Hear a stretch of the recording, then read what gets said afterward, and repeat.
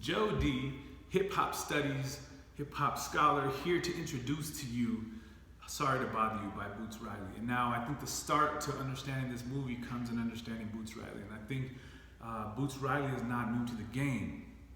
It's what makes this movie what it is. Boots Riley has been making statements from way back in his group, The Coup.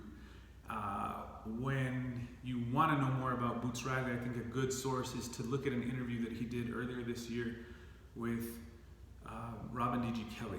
And in that interview, he talks about his parents, he talks about their radicalism, their stand against oppression, and they were in the civil rights movement. And so he grew up in an environment of organizing, and it's apparent in the film.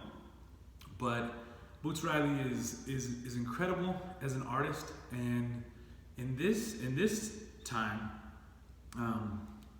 you have to make different statements. You have to come up with new ways to make statements that have been made, and I believe this movie really does that. So in May, before the movie was released, I went to the Mission to watch the movie with San Francisco State film students, and got a chance to meet Boots Riley and chop it up with him a little bit. But his interview on stage afterward was incredible, because he talked about the process of making a movie, and he said, first of all, he wanted to film the movie in Oakland, and that Oakland wasn't a place that people were used to filming movies, that it was more expensive to get the permits to film because he was dedicated to filming in Oakland, in places where they hadn't created kind of a backdrop for filming. And so, he went in. I think he described one day he had a budget of $30,000 he wanted to record, but it took a lot longer than he'd expected, and he had to come up with more money, and simply so that he could keep it Oakland. I feel this film is incredibly Oakland. I don't know if you're with me on this, but there are just so many things about, there's one scene where they're out on a bridge. It might be the Bay Bridge, maybe just a neighborhood, but they're out there and just doing Oakland things. And I think that's true to Boots Riley, is to keep his artistry in the town. And so watch for the cues that are Oakland in this movie. I also think that there's a lot of levels. As it's pretty obvious that he's talking about capitalism. The movie goes to be bizarre.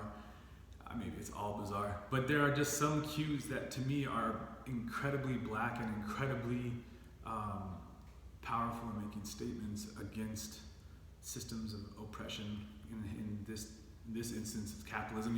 He reveals it. It's bizarre at the start, and then, he starts to say what he's doing. But simple things like Tessa Thompson's earrings, I just love. And probably my most favorite scene in the movie is when Cassius goes to the party, and there's an audience of white partygoers, and they all ask him to rap. And I think maybe my favorite part of the movie is this moment, because it's a very hip-hop moment.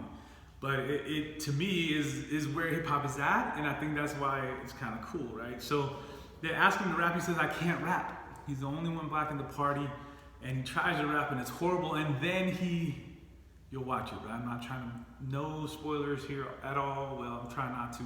But this moment is just like, hip-hop has changed, the game has changed, and so as they put him in front of the stage which are some stairs, to do his rhyme that they know he can do, he breaks out of the mold and says, I can't, first of all, and second of all, when you put me on the spot, then he produced something that was, you'll see it,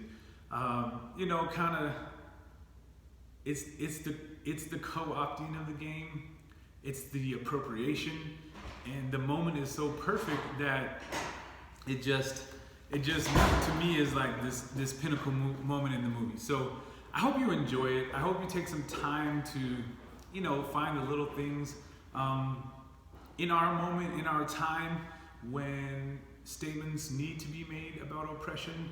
It's good to look to recent statements that happened before this summer, before George Lynch, and before, there became this, our racial pandemic exploded, because it's been going on for so long. And so even a few years ago, Boots Riley was saying this type of thing. He was saying, these are the circumstances that create the riot. These are the circumstances that get people frustrated. If you look at Cassius and his uncle was asking for rent, which he couldn't pay. But at the same time, his uncle couldn't pay with whatever Cassius was gonna pay.